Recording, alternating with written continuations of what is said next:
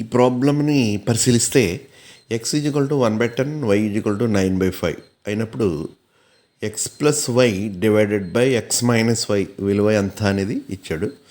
దీన్ని ఎట్లా చేయొచ్చు అంటే x equal to x plus y x minus y అనేది విడివిడిగా కట్టుకోవాలి. ఎక్స్ ఈజ్వల్ టు మనకి ఇవ్వబడింది 1/10, దీని హారం 10 ఉంది.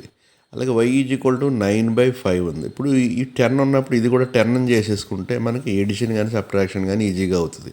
అందుకని దీన్ని మనం 10 చేద్దాం. కిందదా 5ని 2 పెట్టి మల్టిప్లై చేస్తే 10 అవుతుంది కాబట్టి పైన కూడా 2 పెట్టి మల్టిప్లై చేసుకోవాలి. అప్పుడు 18/10 అయింది. ఆ విధంగా x plus y x minus y విడివిడిగా కట్టి డివైడ్ చేస్తాం. X plus y is equal to మనకి అంటే 1/10 ప్లస్ 18/10. సో రెండు డైరెక్ట్గా యాడ్ చేసేసుకోవచ్చు, 19/10 అవుతుంది.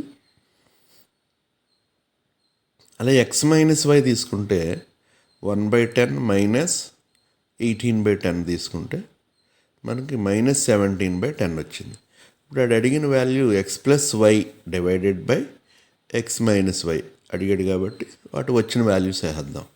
19/10 డివైడెడ్ బై -17/10. ఇక్కడ 10 క్యాన్సిల్ చేసేస్తే ఇంక మనకి 19/17 అదే -19/17